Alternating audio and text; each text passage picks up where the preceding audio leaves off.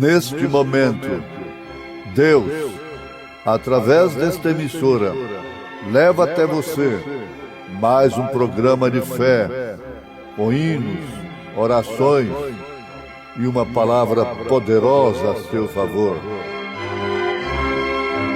Fé para vencer o mundo. Somente crer, somente crer, tudo é possível, somente crer, somente crer, somente crer, tudo é possível, somente crer.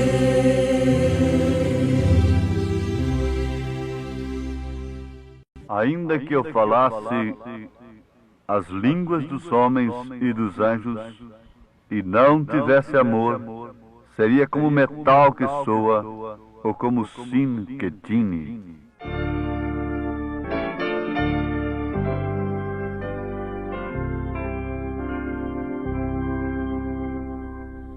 Entrada, Jesus, quer em teu coração,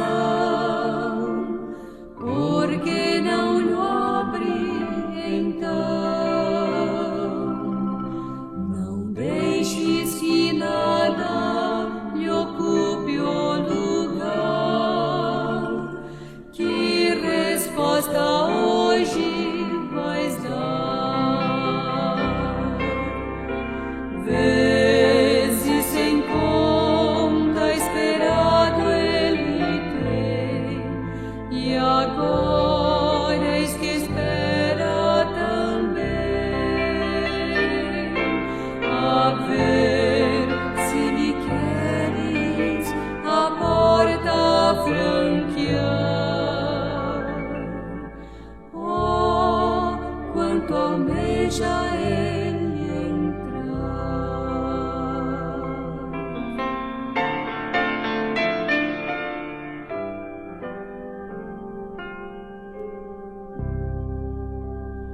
Se um passo tu deres pra teu Salvador, ele te espera com amor. Unido a Jesus, toda treva se esvai, e ele morar em ti vai. Vezes sem conta esperado ele tem, e agora eis que espera também, a ver se lhe queres a porta franquear. Oh, quanto almeja ele entrar.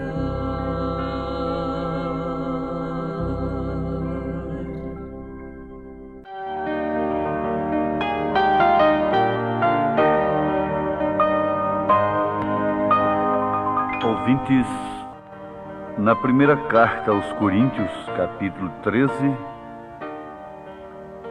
São Paulo, falando da excelência da caridade, que é o amor em sua essência, apresenta para a igreja o caminho mais excelente, isto é, aquilo que é sobre todas as coisas, mesmo em relação a Deus. Ele fala daquilo que é sobre todas as coisas boas. Ele disse assim, que ainda que falasse as línguas dos homens e dos anjos, e não tivesse este amor, seria como metal que soa ou como sino que tine. E ainda que tivesse o dom de profecia, e conhecesse todos os mistérios e toda a ciência, e ainda que tivesse toda a fé, de maneira tal que transportasse os montes, e não tivesse essa caridade, esse amor, nada seria. Ainda foi adiante, foi mais objetivo e mais profundo. Ainda que distribuísse toda a minha fortuna para sustento dos pobres, e ainda que entregasse o meu corpo para ser queimado, e não tivesse esse amor, nada disso me aproveitaria. Agora, ouvintes preciosos,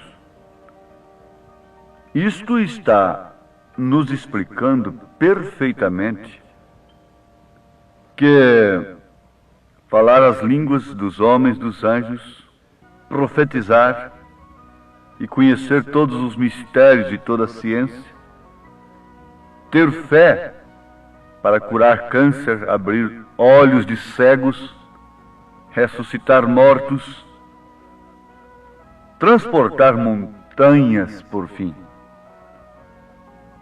dar esmolas, não esmolas propriamente. O apóstolo foi mais direto, foi mais real. Não é ainda que eu desse uma migalhinha, um saquinho de arroz aqui, 20 centavos ali. Ele disse ainda que eu distribuísse toda a minha fortuna. Ele se colocou agora no lugar de um homem muito rico, mas riquíssimo mesmo. E ainda que ele distribuísse toda a sua fortuna para sustento dos pobres, ainda isso não explicaria todas estas coisas, não significaria que nós, praticando estas coisas, temos este amor. Este amor não deve ser confundido com amor fílio, com o eros, com a paixão, com a nossa compaixão, com a dó. Fiquei com uma dó. Chorei porque vi aquela pessoa assim, assim, sofrendo desta e daquela outra forma. Não. Ainda não quer dizer este amor. Então Paulo está falando de um amor que é pedra de coroa. Está falando do amor ágape em sua essência, sem mistura do amor humano, sanguíneo. Um amor que não depende dos sentidos, da nossa parte emocional. Um amor que não é praticado simplesmente por um espírito religioso. Esse amor é diferente de todos os demais. E às vezes, ele choca com o amor fílio. Ele choca com o nosso amor humano. E nós pensamos que aquilo não é amor. Um exemplo apenas. Muitos não entendem que quando aquela mãe está corrigindo aquele filhinho, que aquilo signifique amor. Agora, ninguém ama mais aquela criança do que aquela mãe. Quando ela é uma boa mãe, ela corrige, ela bate de acordo com as Escrituras, sob oração, sob conselhos. Ela já deu 2, 3 oportunidades para aquela menina, para aquele menino. Ela não bate por ira, por despique, por nervosismo. Então é aquele tipo de mãe que ora antes de bater, que explica: ó, eu já te dei 2, 3 oportunidades sobre esse assunto, já te falei tudo sobre essas coisas, agora você vai apanhar. E na hora que aquela criança está apanhando, às vezes o vizinho tem mais amor por aquela criança do que a própria mãe. Fica de lá revoltado e começa a blasfemar a crente o que está fazendo, batendo na criança. Não tem amor na criança. O papai, ou a vovó, ou a titia, nesta hora tem mais amor por aquela criança do que aquela que sofreu dores de parto por ela. Mas isso tudo é errado. Nós, para explicarmos uma coisa, estamos falando de outra. O amor de Deus, olhado pelo prisma humano, natural, não pode ser nunca entendido. Por isso que ele excede todo entendimento, disse São Paulo. O amor de Deus excede o entendimento. Ele não pode ser pregado tecnicamente. Esse amor é simplesmente vivido. Pode-se falar em termos técnicos, pode ter uma boa teoria a respeito do amor, pode ter um bom cardápio, um bom programa em torno do amor, mas isto é uma coisa que só pode operar pelo próprio Deus, pelo próprio Espírito Santo. É o amor que é sofredor, o amor que é benigno, o amor que não é invejoso, o amor que não trata com leviandade, não se ensoberbece, não porta com indecência, não busca os seus interesses, não se irrita, não suspeita mal, não folga com a injustiça, mas folga com a verdade. O amor que tudo sofre, tudo crê, tudo espera, tudo suporta. É o amor que, mesmo tendo tudo para responder, para tapar a boca às vezes daqueles que nos contradizem, nós ficamos calados. Esse é diferente e, sobretudo, ele é corretivo. Ele é corretivo. Agora, amados, nós poderíamos dizer uma coisa que, como sempre, uma mensagem, a mensagem de Deus, ela tem que ser mesmo censurada. Ela não pode ser admitida por todos. Se todos aceitarem uma mensagem, é sinal que ela é falsa. Tem que haver alguém que não aceite e que reprove. Mas essa espécie de amor que nós estamos falando não é aplicado mesmo pelo próprio Deus a todo mundo. A todo o mundo, a todas as pessoas. Ah, mas isso é absurdo. Quer dizer que Deus faz acepção de pessoas? Como se pode entender isto? Então quer dizer que Deus tem uma espécie de amor diferente? O amor dele é o mesmo. Mas vamos dizer assim, se não damos conta de falar com palavras inteligíveis aquilo que o Espírito Santo quer explicar, vamos dizer assim, 30% desse amor, 40% desse amor, 50% deste amor, 60% desse amor, 80% desse amor, 90%. Mas uma coisa é certa, 100% desse amor que eu quero me referir, Deus não aplica a todo o mundo. Na verdade, Ele amou o mundo de tal maneira, isso aí foi 100%. se trata do amor ágape, se trata daquilo que ele é. Mas é um amor que tem que ser recebido. Ele tem que ser recebido como ele é, desfigurado, crucificado, e sob as condições do próprio Deus, para que então ele nos trate como filhos. Este amor do qual Paulo está falando, este amor do qual nós estamos falando nesse instante, Deus aplica somente a filhos. Mas todo mundo não é filho de Deus?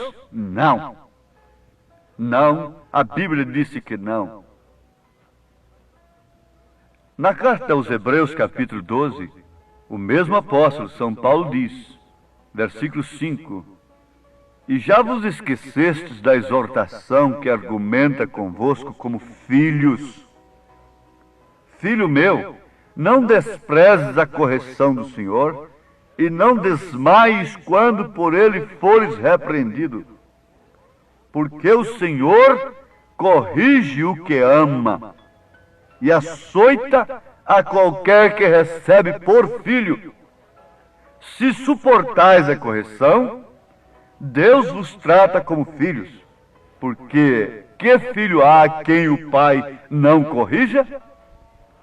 Mas se estáis sem disciplina, da qual todos são feitos participantes, sois então bastardos e não filhos. O bastardo é aquele que não é filho legítimo. Ele é um bastardo. Portanto, ele não tem pai. Ele tem um pai, na verdade. Mas aquele pai não assume responsabilidades com ele. Não tem responsabilidade com ele. E ele é então um filho sem pai. Não tem quem o corrija. Pode viver como bem entende. É uma filha sem pai. Pode se vestir, pode se portar como bem entende. Não suporta a correção. Não suporta o amor de Deus. Mas este amor, sim, este amor é que estamos falando. É deste amor que estamos falando, que aperfeiçoa o caráter. E não se pode aperfeiçoar caráter sem aflição, sem correção. Não se pode fazer do ouro uma joia sem que ele passe pelo fogo. Não se pode fazer mesmo do diamante uma pedra de anel muito bonita sem que ele passe pela lapidação. Agora, a Bíblia está dizendo, se suportais a correção, se suportais este amor, ele tem te tomado por filha e por filho. Mas eu te pergunto, você ama a mensagem que Deus manda na era para corrigir os erros doutrinários, para corrigir a sua fé, para corrigir seu modo de se vestir, de se portar, de falar, de agir, dentro de casa, no trabalho, na rua, onde quer que seja? Você ama esta mensagem? Você já tem a sua mensagenzinha? Você já tem a sua mente cauterizada? Você já conhece Deus através de outros caminhos? Você já tem suas experiências de falar línguas, até dos anjos, dos homens, de fé para transportar montanhas? Você é rico? Você já tem amor porque você chora pelas almas? Você profetiza, você expulsa demônios, você faz maravilhas? Por que então aceitar uma mensagem que vem pôr estas coisas em ordem e mostrar que tudo isto é uma maneira secundária de Deus agir? E que Deus não está atuando mais por esses canais, mas tudo o que ele tem que fazer na vida do filho verdadeiro, da verdadeira igreja, é unicamente e exclusivamente pelo que é perfeito, é pela sua palavra. Como você pode entender isto como o grande amor de Deus?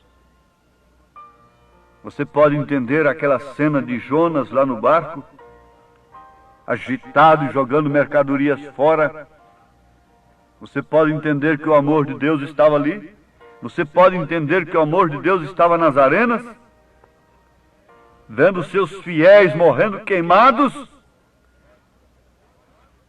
Você pode entender que isto é amor? Você pode entender que uma mensagem que vem cortando as coisas, dispensando os méritos humanos. Você pode entender que um Jesus com a zorrague na mão dentro do templo, aquilo é amor?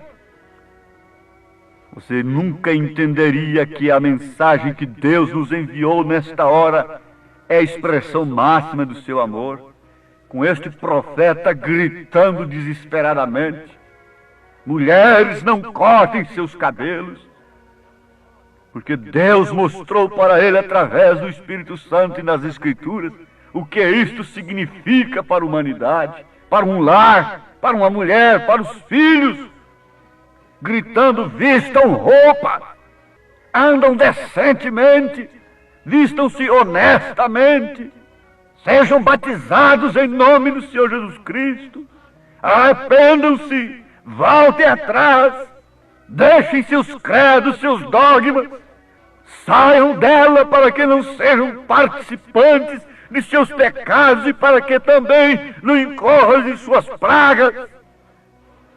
Parece que Elias estava mais contra o povo do que a favor do povo, mas ali estava o amor de Deus. Parece que essa mensagem está mais contra o povo do que a favor do povo, mas aqui está o amor de Deus para te livrar da grande catástrofe moral que tem assolado a terra, para restaurar a fé, o pudor, a vergonha, a coragem de ser cristão. O amor de Deus é você perdendo amigos por avisar o erro, por avisar o pecado, por condenar o pecado.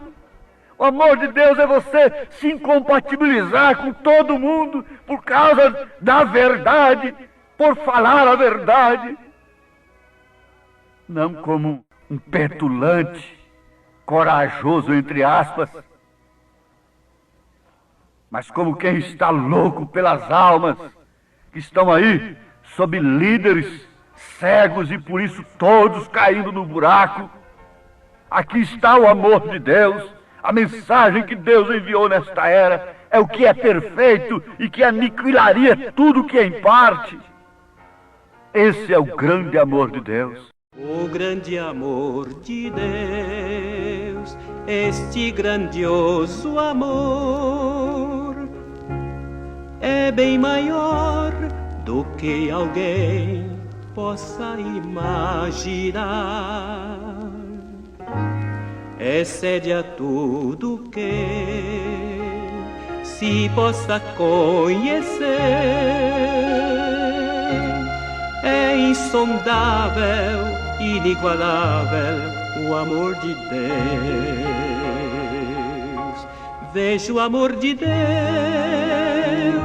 no amanhecer do novo dia, no ar puro que eu respiro, ou na voz com que eu canto. Sinto o amor de Deus.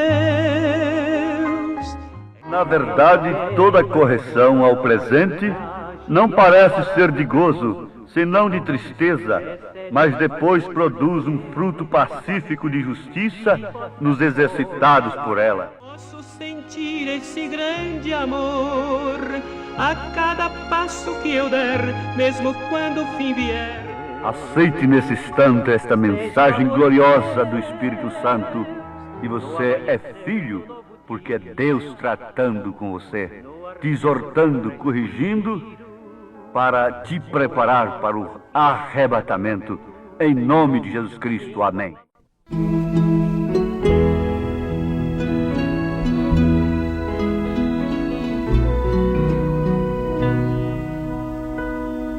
O amor de Deus é singular, ninguém jamais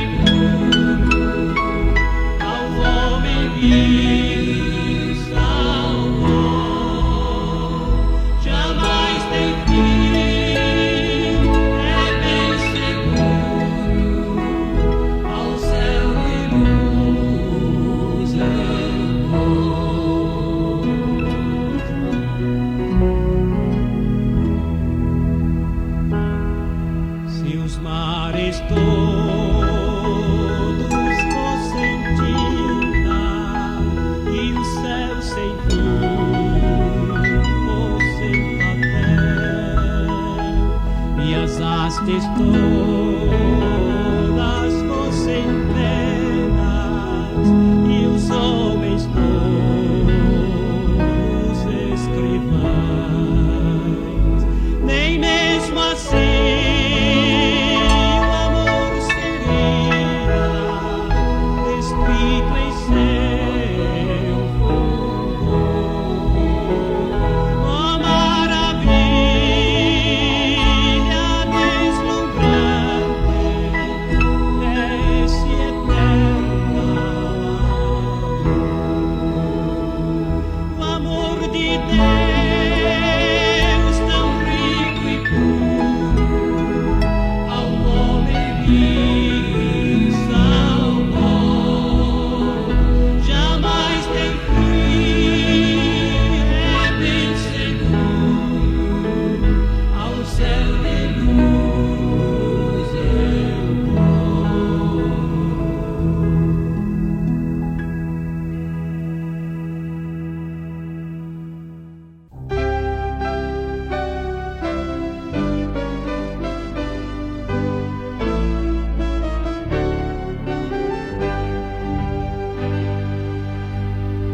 Perdido foi que ele me encontrou neste mundo vil, tomou-me no seu sangue, me lavou, hoje sou feliz,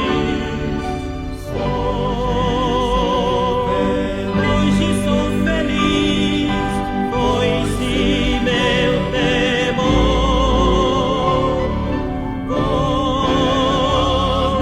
Vou permanecer junto ao Salvador.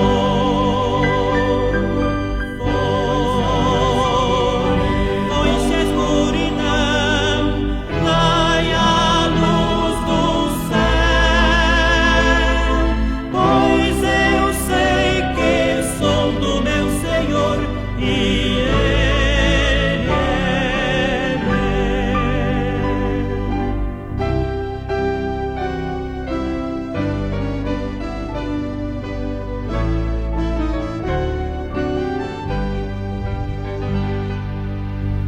Se negra noite assustar-me vem, ouço a sua voz, as trevas tornam-se na luz do sol.